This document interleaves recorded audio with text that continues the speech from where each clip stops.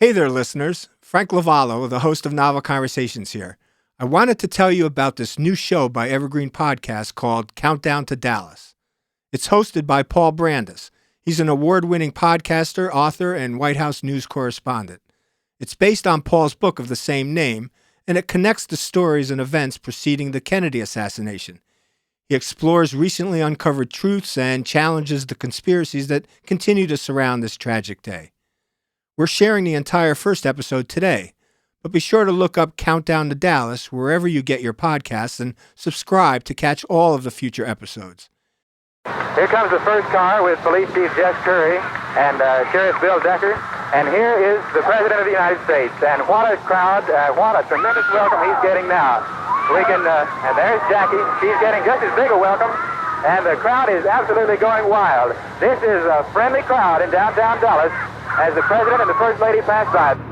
On November 22, 1963, President John F. Kennedy rode in an open car through the streets of Dallas, Texas. It was a quick visit. He hadn't even been in town for an hour when his limo, a 1961 Lincoln Continental, DC tags GG300, turned right from Main Street onto Houston Street. To the left stood a small park. Dealey Plaza, it was called. It was a beautiful day, and as the Lincoln moved down the street, gleaming in the midday sun, it was impossible to miss, looming dead ahead, a red brick 7-story building. The sign above the main entrance, which stood at the southeast corner of Houston and Elm Streets, read Texas School Book Depository. The time, 12:30 p.m. The President's car is now turning onto Elm Street, and it will be only a matter of minutes before he arrives at the trademark. An hour later, in a hospital classroom, Assistant White House Press Secretary Malcolm Kilduff, his eyes glistening in red, made this stunning announcement. President John F. Kennedy died at approximately 1 o'clock Central Standard Time today here in Dallas. He died of a gunshot wound in the brain. I have no other details regarding the assassination of the president.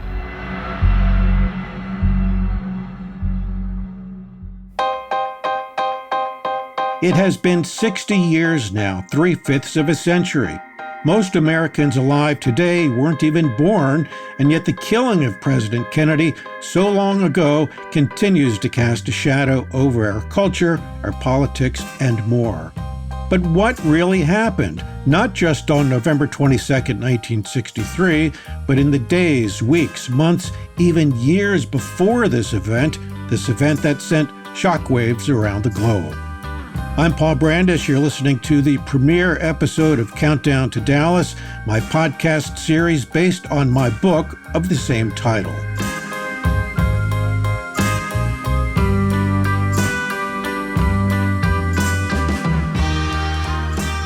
First of all, why another look at the Kennedy assassination? After all, it's not exactly untrod ground. There are thousands of books on JFK, his presidency, and its sudden and tragic end. On the big 50th anniversary in 2013, there was a high tide of books, TV shows, panels, and remembrances about that awful day.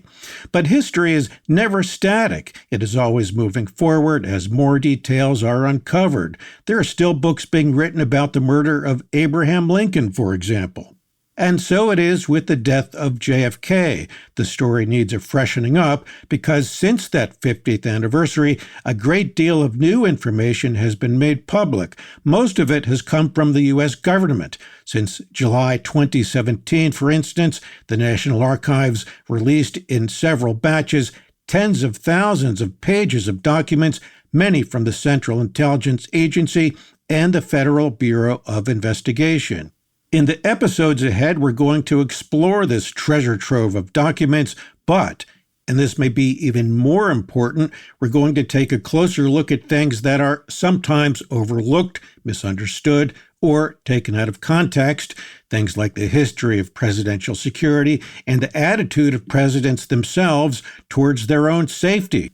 Also, things like Cuba and Vietnam, and later we'll explore the broader matter of conspiracy theories themselves. It's not just the Kennedy assassination, but everything from Pearl Harbor, the moon landing, and 9/11, even the 1997 car crash that killed Princess Diana. We Americans love our conspiracies. We're going to explore why this is so. Now, you can't talk about the assassination of President Kennedy without talking about the Warren Commission. There's one key thing about this that conspiracy buffs and perhaps the American people at large have never quite gotten about this. I'll explain that in a second. 1 week after the assassination, the new president, Lyndon Johnson, held this phone call with FBI Director J. Edgar Hoover. They spoke about a blue ribbon panel to investigate Kennedy's murder. The first voice we hear is the White House telephone operator telling Johnson that Hoover is on the line. Yes. J. Edgar Hoover on 2192. Are you familiar with this proposed group that they're trying to put together on this study of your report and other things, 2 from the House, 2 from the Senate, somebody from the court, and a couple of outsiders? No, I haven't heard of that. I've seen the reports on the Senate investigating committee that they've been talking about. Yeah, well, we think if we don't have, I don't want to get by just with your filing your report.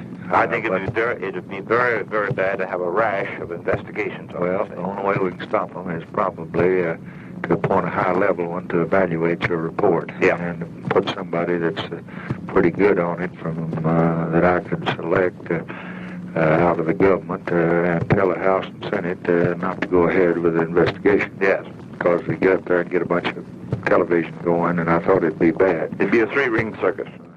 They discussed names and came up with 6 men, 2 from the House, 2 from the Senate, a former CIA director, and one of Washington's so-called wise men, the term given to a high-level official who had served in a variety of government roles over the years. But who would lead this distinguished group? Johnson twisted the arm of Earl Warren, the distinguished Chief Justice of the Supreme Court. Over the next 10 months, the commission gathered a mountain of evidence, including the testimony or depositions of 552 witnesses and more than 3,100 exhibits, some 16,000 pages in all. In September 1964, their work was finished. Almost exactly 10 months after the fateful November 22nd, the 7 members of the Warren Commission, headed by the Chief Justice of the Supreme Court, come to the White House to give to the President the results of their painstaking investigation into the determinable facts of the assassination of President John F. Kennedy. The report's conclusions are well known. Here's how it was reported in a newsreel back then.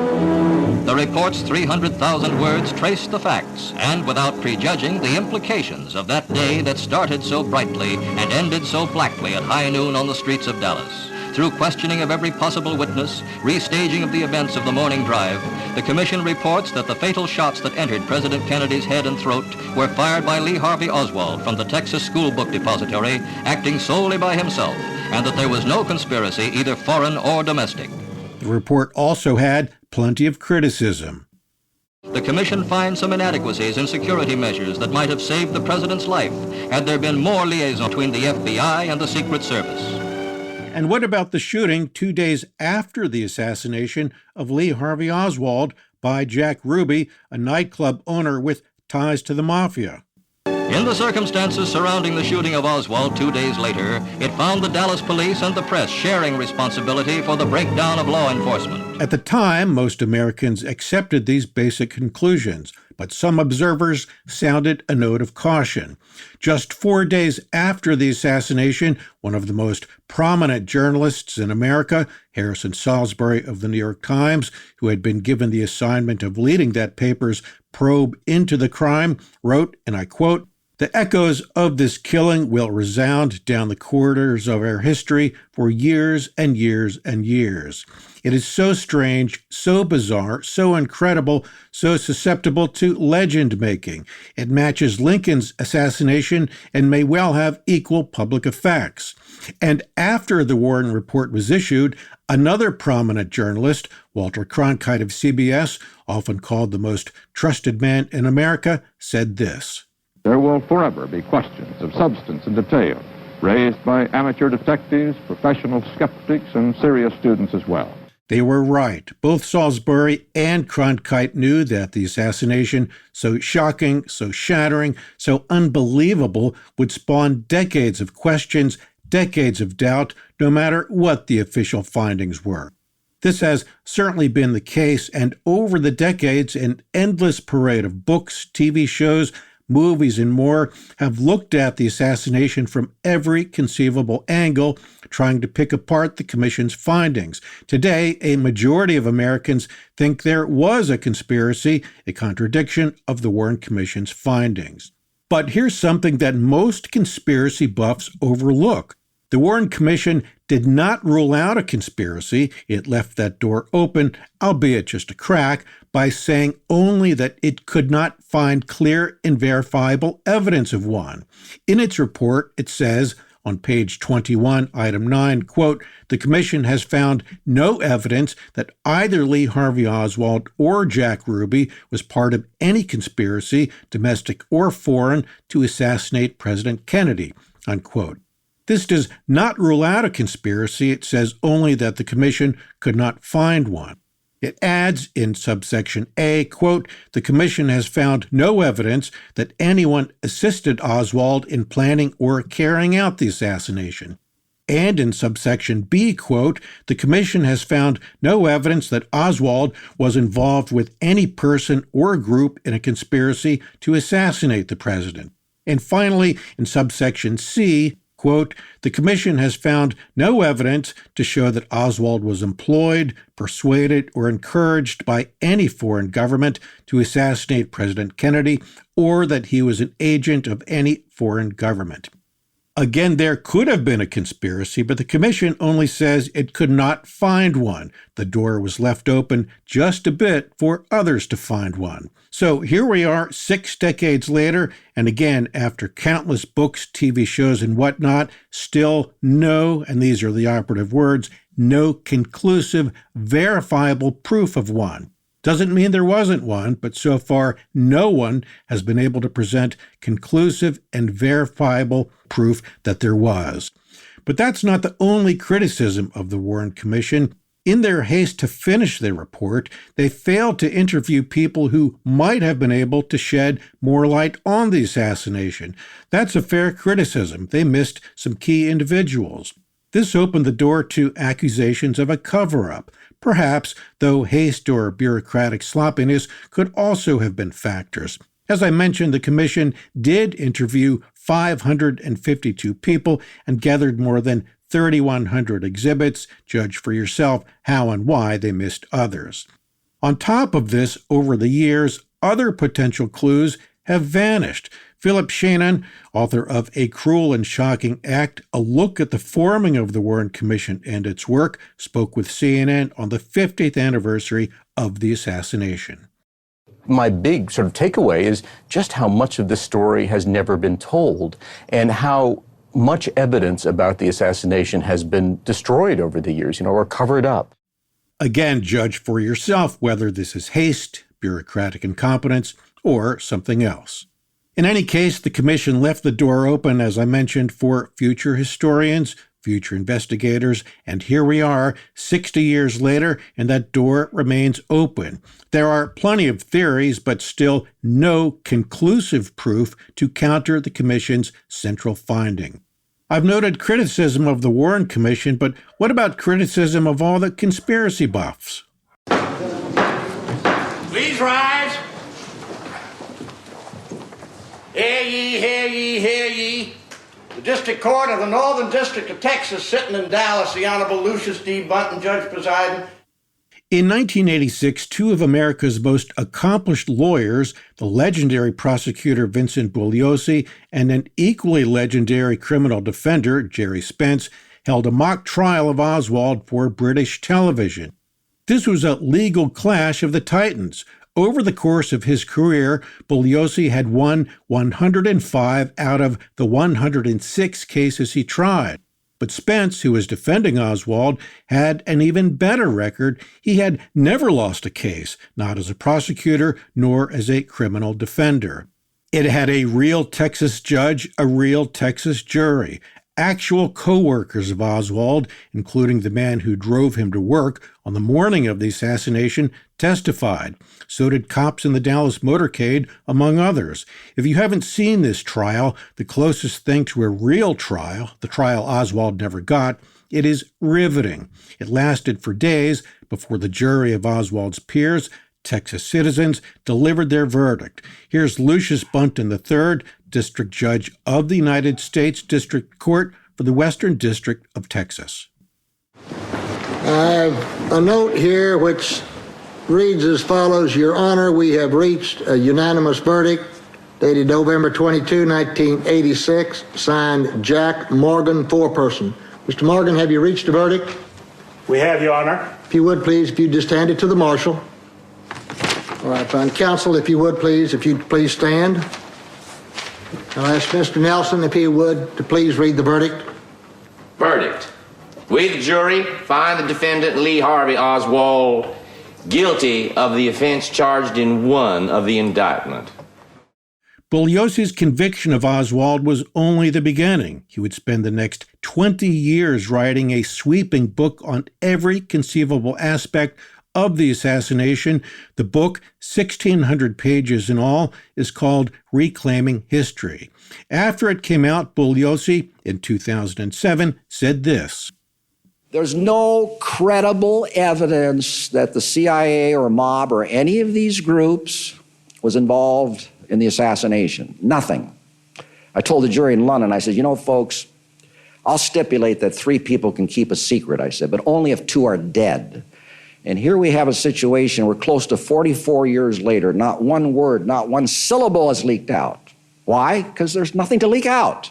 Secondly, all there is this naked speculation. Secondly, there's no evidence that Oswald ever had any association or connection with any of these groups. To all this, conspiracy buffs say, well, you have to read this book or look at this website or go down this rabbit hole or look at the shadows in this photograph. Then you'll understand. And yet, after all this time, here we are, and the story keeps coming back to one man, Lee Harvey Oswald. Just who was Lee Harvey Oswald? I'm just a patsy. Just a patsy, he claimed, on the night of the assassination. But why take his word for it? Over the next few episodes, we'll take a deep dive into the life of Lee Harvey Oswald, starting in 1939 when he was born, all the way up to the day of Kennedy's assassination. All I ask is that you set aside any preconceived notions and keep an open mind. In our next episode, the childhood of Lee Harvey Oswald. If you like this podcast, check out my best-selling book of the same title, Countdown to Dallas. Sound from the PBS program Frontline, British Path Newsreels, CBS and CNN, and the 6th Floor Museum in Dallas. Our editor and producer, Aaron Land. Audio engineer, Sean Rule Hoffman. Executive producers, Michael DeAloia and Gerardo Orlando. I'm Paul Brandus. Thanks so much for listening.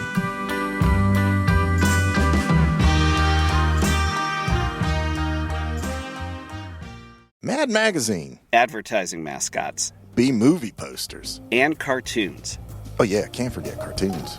If you get the funky connection that ties these pop culture gems together, you'll dig Two Designers Walk Into a Bar. See, we're a couple of creatively curious pals living between the bookends of grand museums and dive bars. Hey, you know the place, the sweet spot where highbrow and lowbrow become drinking buddies. So join our barroom chats as we talk influential work and uncover stories of how the familiar became iconic. Think behind the music for the stuff we love. Check out our website at twodesignerswalkintoabar.com. And listen wherever you get your podcasts or visit evergreenpodcasts.com. This podcast was produced with the support of the Ohio Motion Picture Tax Credit and in partnership with the Ohio Development Services Agency.